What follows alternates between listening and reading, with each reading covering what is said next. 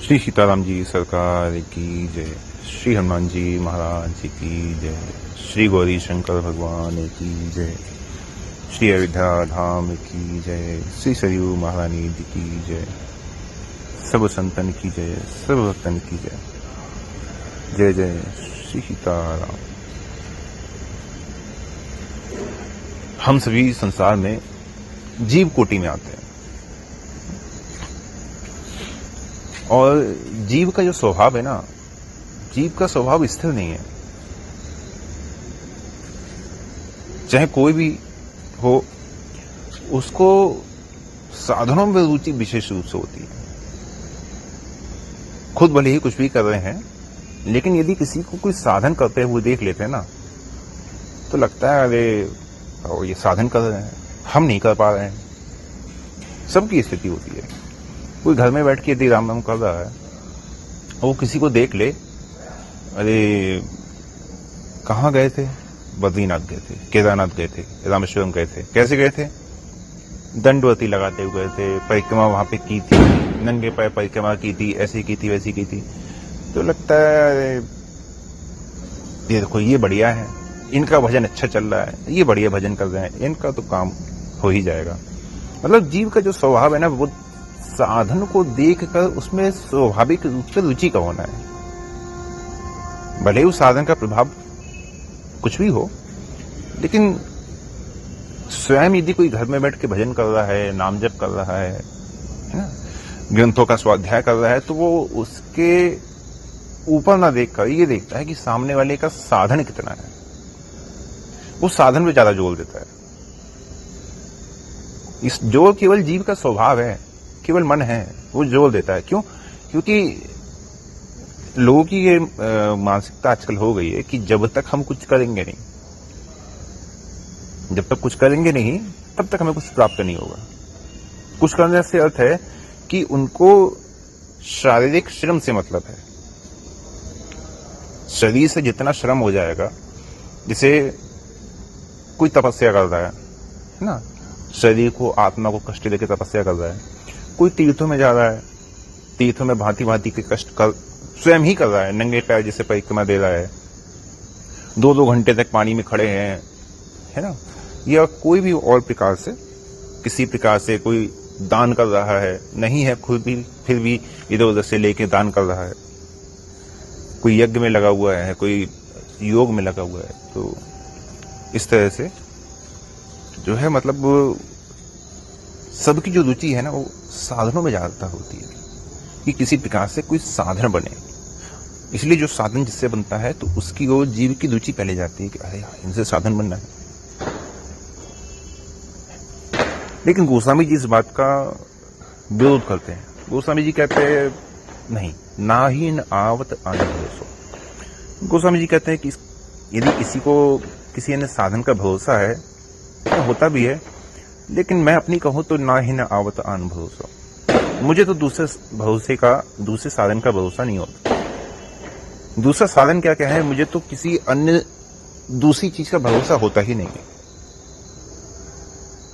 क्यों? क्योंकि यही कलिकाल सकल साधन तरु है, श्रम फलिनी फरोसो।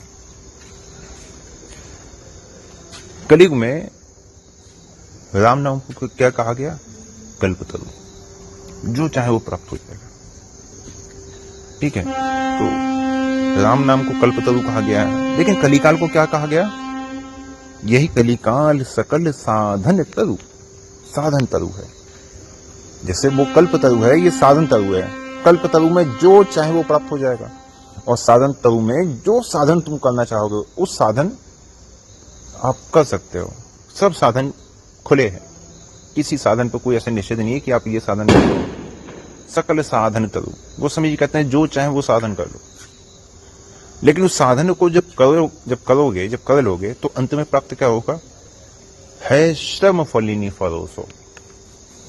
उसको करने का जो अंत में फल प्राप्त होगा ना, फल के रूप में उस साधन को करने का केवल श्रम प्राप्त होगा। इसे और सामान्य रूप से दृष्टि से देखें, जैसे मैंने भी बात कही कि कहीं तीर्थ क्षेत्र में जाके वहां दंडवत देने की, आप दंडवत दे रहे हैं 2 घंटा, 4 घंटा, 5 घंटा, 8 घंटा, आपने दंडवत दे दिया, ठीक है। अब दंडवती देने के बाद आपको लगा आज तो अच्छा हुआ, आज दंडवती हमने दे दी। अब दंडवत जब दिया है तो शरीर में थकान भी होगी, पसीना भी आएगा, कहीं ना कहीं घुटने हैं, शरीर है, कहीं ना कहीं कुछ छिलना है, दर्द है ना, वो भी प्राप्त होगा। लेकिन गोस्वामी जी कह रहे हैं कि इसको करने पर तुम यदि चाहो कि तुम्हें कोई परमार्थ की बात प्राप्त हो जाए, तुम्हें सत्य प्राप्त हो जाए, तुम्हें ईश्वर प्राप्त हो जाए, वो नहीं होगा। इसको करने का जो फल है, इसको करने के फल में, इसको करने का केवल तुम्हें श्रम ही प्राप्त होगा। है श्रम फलिनी फलोसो। इसको करने में जो तुम्हें मेहनत लगी, श्रम लगा, हाथ पैर में तुमने दुखाया, जो भी तुम्हें लगा ना, इसको करने का केवल वही फल है जो तुम्हें श्रम है, जो तुम्हें प्राप्त हो रहा है। तो किसी ने कहा अच्छा तो मतलब कुछ भी करें हम, कुछ भी मतलब कुछ भी, तो गोस्वामी जी कहते हैं हाँ कुछ भी। तप तीर्थ उपवास दान मख जेहि जो रुचि करो सो। तपस्या चाहे तपस्या कर लो, चाहे एक टांग पे खड़े को कर लो, चाहे बैठ के कर लो, चाहे 2 टांग पे खड़े के कर लो, चाहे जल पीकर कर लो, चाहे वायु पीकर कर लो, चाहे पत्ते खाकर कर लो, जैसे चाहे वैसे कर लो। तीर्थ चाहे बड़े से बड़ा कोई भी तीर्थ क्षेत्र हो, उस तीर्थ में क्षेत्र में जाके तुम्हें किसी भी साधन का उपार्जन करना हो, कुछ साधन करना हो, या बड़े से बड़ा कोई उपवास कहा गया है, कोई भी उपवास कहा गया है, वो उपवास को चाहे उस उपवास को कर लो। कोई दान करने वाले में रुचि रखता है तो वो जैसे चाहे वैसे दान कर ले। और मख यज्ञ, किसी की रुचि यज्ञ में है विशेष रूप से, तो वो जो चाहे वो यज्ञ कर ले, चाहे नारायण यज्ञ कर लो, चाहे चंडी यज्ञ कर लो, चाहे कोई हवन कर लो, चाहे किसी भी देवी देवता को बुलाकर उसके मंत्रों से उसकी आहुति दो, कुछ भी करो। गोस्वामी जी कहते हैं कि जेहि जो रुचि करो सो। जिसको जो रुचि आए करो, मनाही मेरी तरफ से नहीं है, जो चाहे वो कर सकता है, बिल्कुल खुला है। लेकिन इसको करने का फल कब पाओगे? पाई यह पे जान वो कर्म फल भरी भरी बेद करो सो। जब इसको कर लोगे ना, तब इसको करने का फल भी जान जाओगे, तब इसको करने का फल भी जान जाओगे। आगम विधि जप जाग करत नर सरत न काज खरोसो। सुख सपने हो ना जोग सीधी साधन रोग वियोग धरोसो। इनको करने से तुम्हें सपने में सुख तो प्राप्त नहीं होगा कि तुम सोचो कि थोड़ा सा हम सुखी हो जाएं, थोड़ा सा हमें भी कुछ अच्छा लगने लगे, हमारे जीवन में भी कोई अध्यात्म का तेज आए। तो गोस्वामी जी कहते नहीं, सुख सपने हो ना जोग सिद्धि साधन। ना तो सपने में कोई सुख प्राप्त हो जाएगा, ना कोई योग में तुम्हारा सिद्ध हो जाओगे, ना कोई सिद्धि हाथ लगेगी, ना ही किसी प्रकार के साधन में ही तृप्त हो जाओगे, कुछ नहीं प्राप्त होगा। होगा क्या? रोग वियोग धरोसो। इसको करने के बाद शरीर में कष्ट हुआ, हाथ पैर छिल गए, दर्द हुआ, बुखार आ गया, क्या हुआ? रोग प्राप्त हुआ। तो कहते हैं इसको करने के बाद तुम्हें अगर कुछ प्राप्त होगा तो वो केवल इसको करने के बाद का रोग ही है। इसको करने के बाद इसका रोग ही प्राप्त होगा।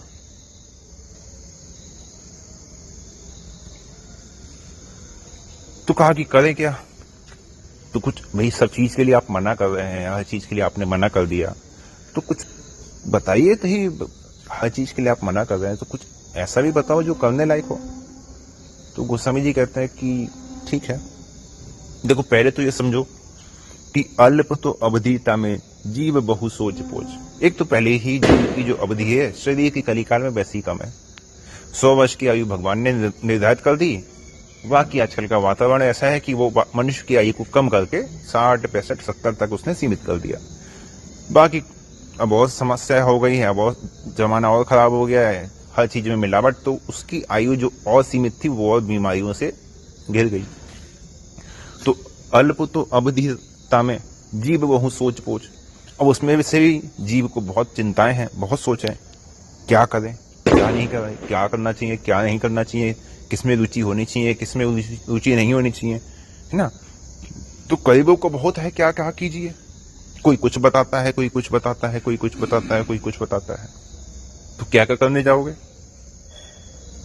तो बोले हम ग्रंथ का आश्रय ले लेंगे, ग्रंथ जो बताएगा वो करेंगे, किसी की क्यों सुनेंगे? तो गोस्वामी जी ने कहा कि ठीक। तो फिर ग्रंथन को अंत नहीं, तो ग्रंथों का भी अंत नहीं है। कोई ग्रंथ किसी मत का प्रतिपादन करता है, कोई किसी मत का प्रतिपादन करता है, कोई किसी साधन को श्रेष्ठ बताता है, कोई किसी साधन को श्रेष्ठ बताता है, कोई किसी देवता की उपासना पद्धति को श्रेष्ठ कहता है, कोई किसी देवता की उपासना पद्धति को श्रेष्ठ कहता है। और काव्य की कला अनंत।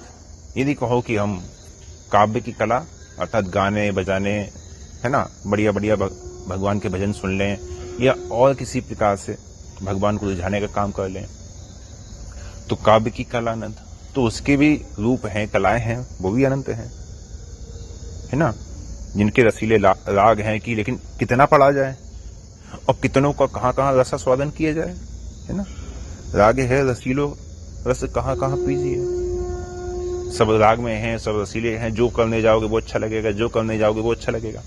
जैसे एक सामान्य रूप से इसको देखें तो जो लोग राम जी के उपासक थे, ये शंकर जी के उपासक थे, जब वो प्रेमानंद जी महाराज के जब सत्संग में जाने लगे, वहां जाके बैठने लगे, तो क्या कहने लगे? अब तो महाराज अब तो राधा राधा करने का मन करता है, राम राम हमसे छूट रहा है ना। या जो पहले वो भजन करते थे, बोले महाराज जब से आपको सुना तब से हम राधा राधा करने लगे। तो क्या हुआ, एक अब उन्हें सुना तो लगा कि ये करना चाहिए, कल को कोई और तेजस्वी कोई महात्मा आ जाए, कोई ऐसे पब्लिक के बीच में आके सत्संग देने लगे, तो लोग कहेंगे ये वही है, ये वाला बढ़िया है, ये जैसे महिमा बता रहे हैं इस महिमा से हमें ज्यादा लाभ होगा, है ना। तो वेद का पार न पुराण को भेद कहूं, न वेदों का पार कहीं पाया जा सकता है, न पुराणों का कहीं कोई भेद पा सकता है। जितने पुराण आप पढ़ेंगे उतने पुराण में आप उनके रहस्य में उलझते जाएंगे। कूर्म पुराण पढ़ेंगे, मत्स्य पुराण पढ़ेंगे, शिव पुराण पढ़ेंगे। शिव पुराण पढ़ेंगे तो लगेगा अरे शंकर जी से ही ब्रह्मा सृष्टि की जो स्थिति है शंकर जी से ही है, शंकर जी ही सबके सृष्टा है। भगवती देवी पुराण पढ़ेंगे तो लगेगा ये देवी जी से ही सब कुछ उत्पन्न हुआ है। विष्णु पुराण पढ़ेंगे तो लगेगा ये विष्णु जी से ही सब कुछ उत्पन्न हुआ है ना। लिंग पुराण पढ़ेंगे तो लगेगा लिंग से ही सब कुछ उत्पन्न हुआ है। तो वेद का पार पुराण उनको भेद को, तो अब इनका भी भेद नहीं है, कहाँ क्या किया जाए क्या नहीं किया जाए, किसको पढ़ें किसको छोड़ें, किसको करें किसको नहीं करें। तो कहा अच्छा चलो ऐसे करते हैं, संतों की वाणी सुन लेते हैं, संत तो सही बताएंगे ना। तो गोस्वामी जी ने कहा कि संत बिल्कुल सत्य बताएंगे, कोई ऐसी बात नहीं कि संत आपको नहीं बताएंगे। लेकिन यहां पे भी एक समस्या है।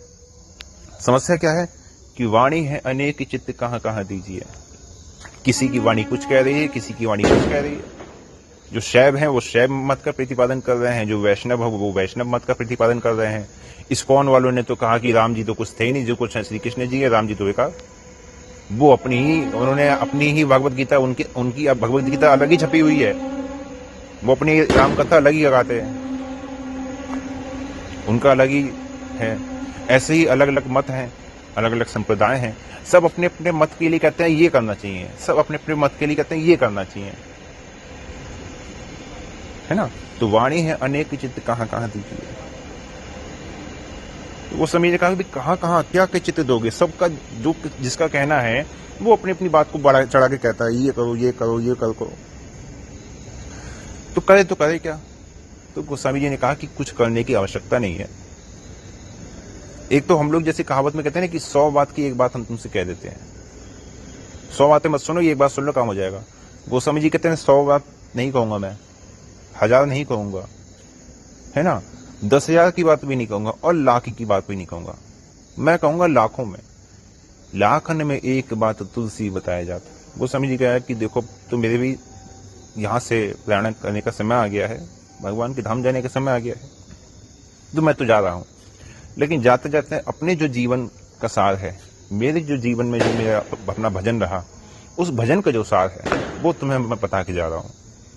वो क्या है कि लाखन में एक बात तुलसी बताए जात, जन्म जो सुधारो चाहो राम नाम लीजिए। मैं लाखों की बात कह रहा हूं कि यदि इसी जन्म में इसी शरीर से अपना कल्याण करना चाहते हो, भगवान का दर्शन करना चाहते हो, भगवत प्राप्ति करना चाहते हो, भगवान के धाम जाना चाहते हो, जन्म मृत्यु के चक्कर से बंधन से मुक्त होना चाहते हो, तो एक काम करो कि जन्म जो सुधारो चाहो राम नाम लीजिए, राम राम करो, जीवन यहीं सुधरेगा। जन्म जो सुधारो चाहो राम नाम लीजिए। इसके अतिरिक्त कोई दूसरा उपाय है ही नहीं। यदि ऐसा दूसरा उपाय होता तो मैं क्यों कहता कि ना ही न आवत आन भरोसो। मुझे किसी दूसरे साधन का भरोसा है ही नहीं। ना ही न आवत आन भरोसो। साधन की बात मैंने इसलिए कही क्योंकि साधन को देखकर स्वतः ही उसकी ओर रुचि जीवी की जाने लगती है। जैसे आप एक कमरे में बैठ के, रोज आपका नियम है, रोज आपको सुबह सुबह आधे घंटे रामचरितमानस पढ़नी है। दिन में जैसे आपका समय है, जैसे आपको समय मिलता है, आपको अपना भजन करना है। जैसे भी आपको समय पड़ता है आपको भजन करना है। और अब एक है आपके पड़ोसी, ठीक है। पड़ोसी में क्या है? पड़ोसी में ये है कि अब वो आप देखते हैं हर तीसरे चौथे दिन कुछ ना कुछ उनका चलता रहता है। कभी इस तीर्थ में गए, कभी इस तीर्थ में गए, कभी इस तीर्थ में गए, कभी यहाँ गए, कभी यहाँ गए, कभी यहाँ गए। तो आप भी देख के कहेंगे कि करे तो करे क्या, करना क्या चाहिए बताओ। हम तो घर में बैठे हैं, कुछ नहीं कर रहे हैं। ये बताओ, कभी इस तीर्थ में जा रहे हैं, कभी इस तीर्थ में जा रहे हैं, कभी यहाँ जा रहे हैं, कभी यहाँ जा रहे हैं, कभी गंगा स्नान कर रहे हैं, कभी जमुना स्नान कर रहे हैं, कभी गोमती में स्नान करके आ रहे हैं, कभी कहीं स्नान करके आ रहे हैं, कभी किसी तीर्थ में पहुंच गए, कभी किसी तीर्थ में पहुंच गए। हम यहाँ घर में बैठे बैठे क्या कर रहे हैं? अपना समय खराब कर रहे हैं। तो यहाँ पे क्या है, हम अपने साधन को छोटा मान लेते हैं। क्यों? क्योंकि जीवन में हम जो नाम ले रहे हैं, सबसे पहले तो हमें उस नाम की महिमा पर विश्वास होना चाहिए। सबसे पहले हमें उस नाम पर विश्वास होना चाहिए कि हम क्या ले रहे हैं, उस नाम की महिमा क्या है। उस नाम के आगे तीनों लोक नतमस्तक हैं। त्रिदेव भी उस नाम के आगे आके नतमस्तक हो। सबसे पहले तो उस नाम की महिमा को हमें जानना चाहिए ना, कि हम जो नाम ले रहे हैं इसके आगे ब्रह्मांड में इसकी कोई समतुल्य नहीं है।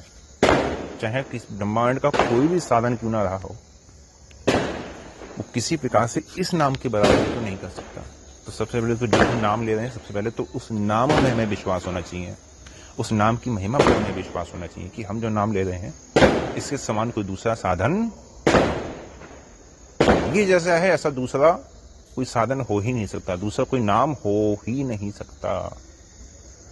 ऐसी इसकी महिमा है। तो अपना जो साधन है उस साधन पे भरोसा होना चाहिए कि हम जो कर रहे हैं ये सर्वश्रेष्ठ है। यदि हम ये जानेंगे कि हम जो कर रहे हैं हम सर्वश्रेष्ठ है, तो फिर हमें दूसरे साधन की ओर या दूसरों को देख कर जो रुचि होती है वो हमें नहीं होगी। अपितु हम उनको ही कहेंगे कि देखिए आप इतना से ये सब करने की आवश्यकता नहीं है। यदि इन सबका सार चाहिए तो आप भी बैठ के राम राम कीजिए। सबका सार यही है, क्योंकि इससे श्रेष्ठ कुछ नहीं है। राम न सकहि नाम गुणकारी। राम जी भी इससे बढ़कर कोई साधन नहीं बता सकते।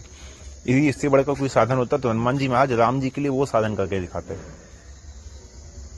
लेकिन उनके पास भी इससे बड़ा कोई साधन नहीं था। इसलिए आज भी वो यप्त रघुनाथ कीर्तन तत्त तत्त कृतमस्त कांजने, आज भी जहां जहां राम जी की कथा होती है, राम जी के नाम का कीर्तन होता है, वहां उपस्थित रहते हैं। क्योंकि यही एक भक्त के जीवन का सार है, और यही एक भक्त का अपनी भक्ति पर विश्वास है कि जिस साधन में वो लगा हुआ है, जिसका आश्रय उसने लिया हुआ है, उसके प्रति अनन्य विश्वास और अनन्य शरणागति। साधन के प्रति अनन्य विश्वास और अपने इष्ट के प्रति अनन्य शरणागति, यह है भक्ति का सार तत्व। आज के लिए यही विश्राम देते हैं। जय जय श्री सीताराम।